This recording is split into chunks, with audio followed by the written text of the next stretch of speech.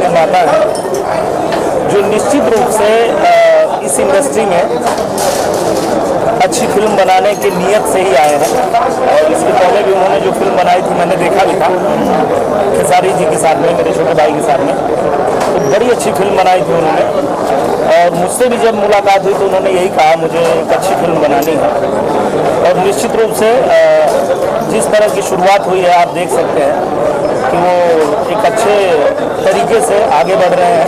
पहला कदम ही उनका बड़ा जोरदार है, तो मैं उम्मीद करता हूँ कि बहुत अच्छी फिल्म बनेगी। और इसके बाद जो हमारे छोटे भाई के साथ है, खेसारी जी के साथ में है, वो भी बहुत अच्छी फिल्म बनेगी। तो दो अच्छी फिल्मों की शुरुआत एक दिन हुई है। ये हमारे लिए बहुत खुशी की बात है, हमारे इंडस्ट्री के लोगों के लिए खुशी की बात है। जितने भी लोग इस फिल्म से जुड़े हैं उनके लिए भी, और जो हमारे दर्शक हैं, जो हमारे चाहने वाले हैं, उनके लिए भी खुशखबरी है।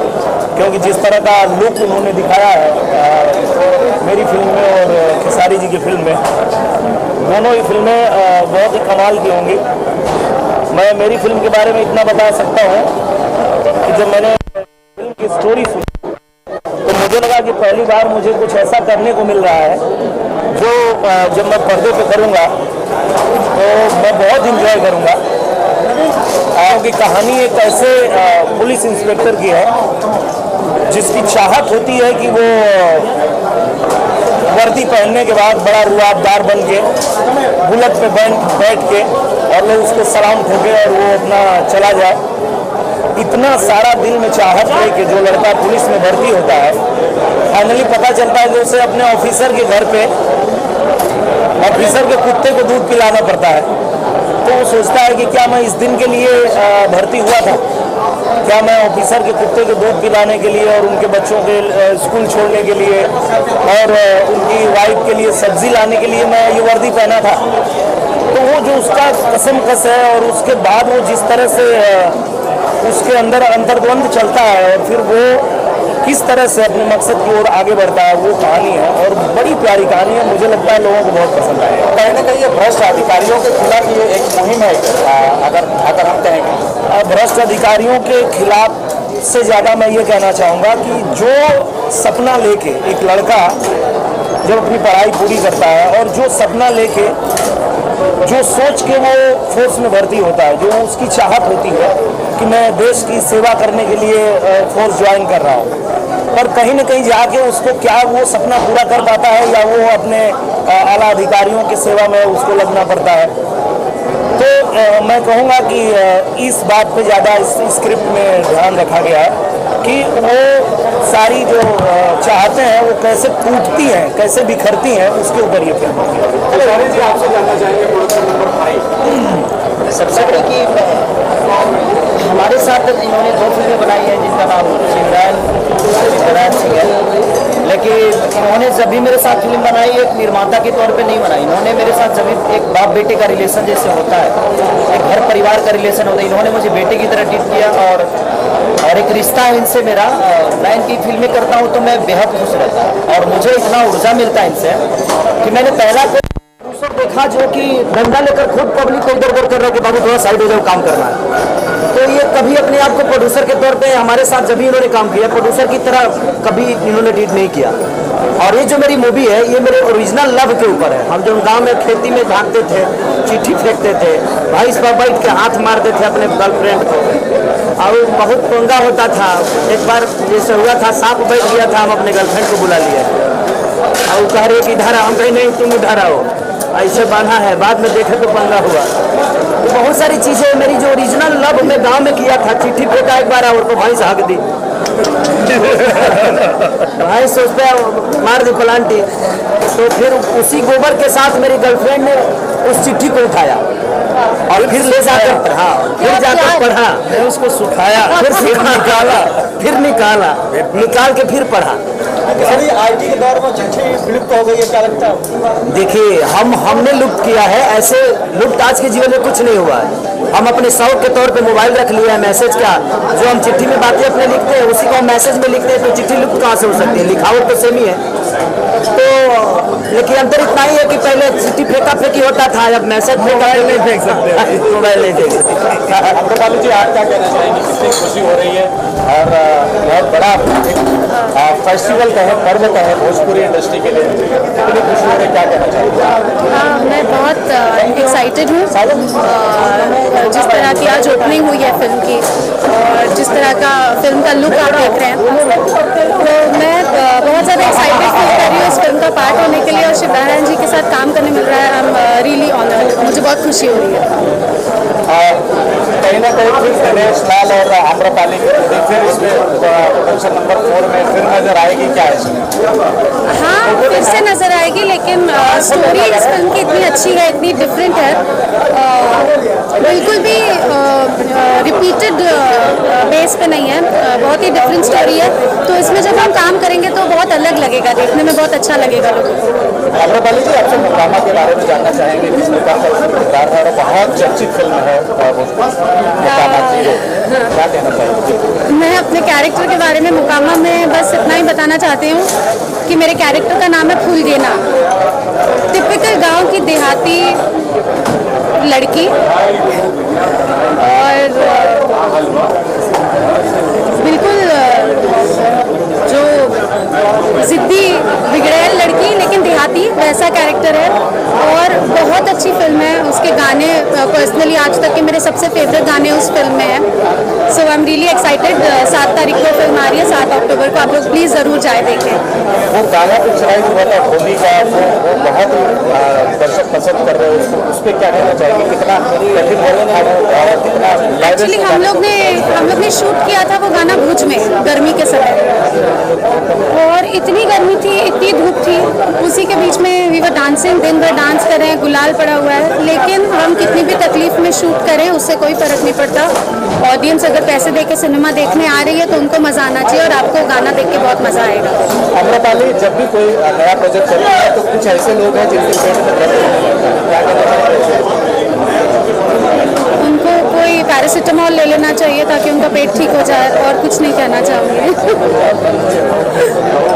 Thank you. बात है और एक महाराष्ट्र में गणपति फेस्टिवल महापर्व चल रहा है, ऐसे पर्व के मौके पर भोजपुरी इंडस्ट्री ने इतना बड़ा एक धमाका किया है, क्या कहना चाहेंगे? कितनी खुशी हो रही है भोजपुरी इंडस्ट्री को लेकर? जी देखिए, हमारे मित्र शिवनारायण सिंह जी जो हैं वो कभी छोटी मोटी चीज़ें नहीं करते हैं, वो जब भी करते हैं तो बड़ा धमाका ही करते हैं। और ये सुखद संयोग है कि शिवनारायण सिंह जी जो हमारे गुरु भाई भी हैं, उन्होंने मतलब जो भोजपुरी के जो 2 सुपर धमाके हैं, एक दिनेश लाल निरहुआ जो हमारे भाई सदस्य हैं, और ये इनका बड़प्पन है कि मुझे बड़े भाई का रुतबा देते हैं, और एक केसारी लाल जी हैं, ये दोनों ही, और आम्रपाली जी, तो ये बहुत अच्छा सुपर संयोग बनाया है शिवनारायण सिंह जी ने। तो बहुत सारी शुभकामनाएं कि वो उनकी फिल्म अनंत ऊंचाइयों को छूए।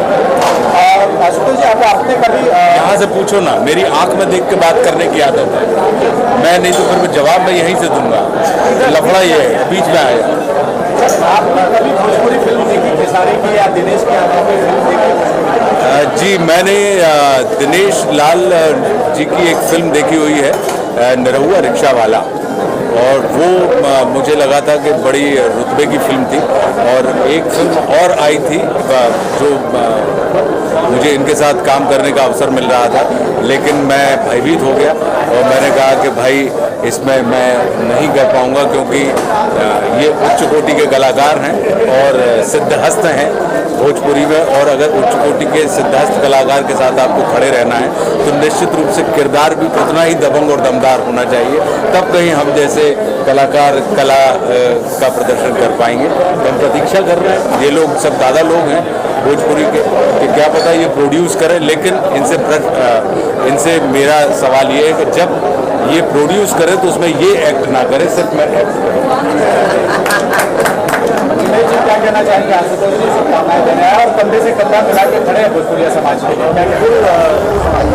ये बड़े भैया का बहुत बड़ा बड़प्पन है, बहुत प्यार देते हैं, बहुत आशीर्वाद देते हैं, और निश्चित रूप से जो लोग कहते हैं कि भोजपुरी में ऐसी फिल्में नहीं बनती जो नेशनल अवार्ड लेके आए, फेस्टिवल में जाए। तो मैं ये बात मानता हूँ कि जिस दिन भी हम भैया को ला पाएंगे भोजपुरी में और इनको लेके जिस दिन फिल्म बनाएंगे, निश्चित रूप से भोजपुरी को नेशनल अवार्ड हम दिला पाएंगे। ये पूरा भरोसा।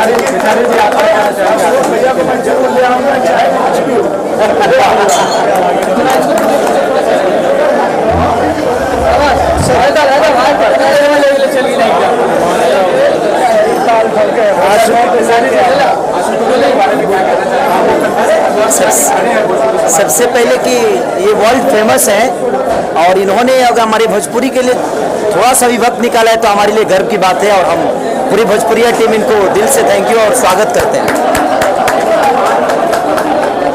आप कुछ बोलिए ना।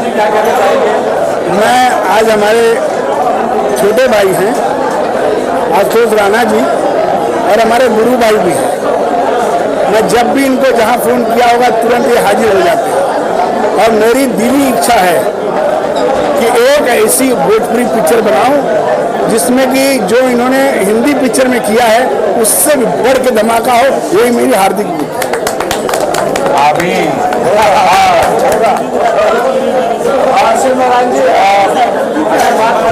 समाज की तो बहुत छोटा सा परिवार था, आज इसका बड़ा परिवार हो गया है और आप लोग इसमें से आज इतना बड़ा परिवार हो गया है। खेसारी जी है, दिनेश जी है, गोपाली जी है, तमाम ऐसे एक बढ़कर सुपर डुपर नाट्य है। क्या कहना चाहिए?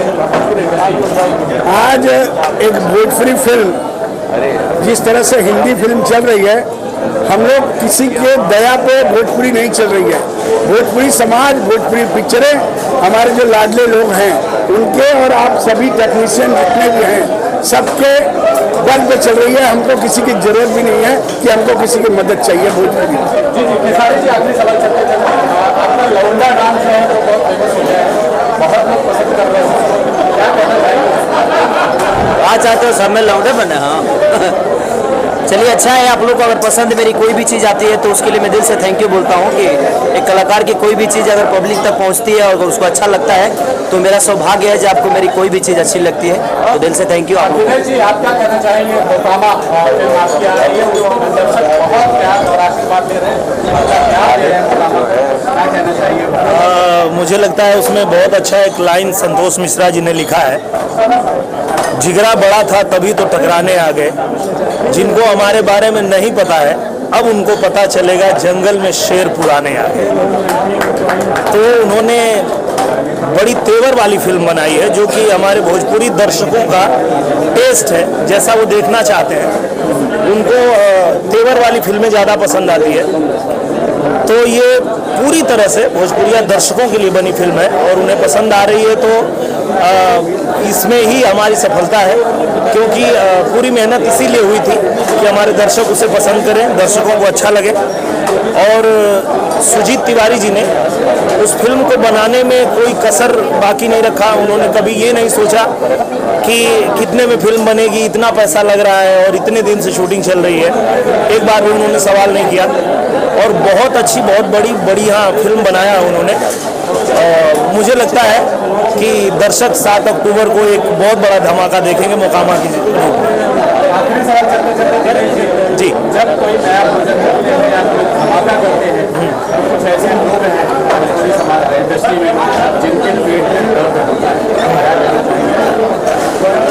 देखिए, ये मुझे लगता है कि भगवान ने इंसान को बनाया ही ऐसा है कि ये स्वभाव है, ये मानव स्वभाव है कि इसको एक दिन मेरे ड्राइवर ने बड़ा अच्छे तरीके से बताया था, मैं दंग रह गया कि ये कितनी अच्छी बात बता रहा है। मैं एक दिन गाड़ी में बैठ के जा रहा था तो उसने कहा, सर यहाँ जो कुछ भी होता है ना सिर्फ मनोरंजन के लिए होता है।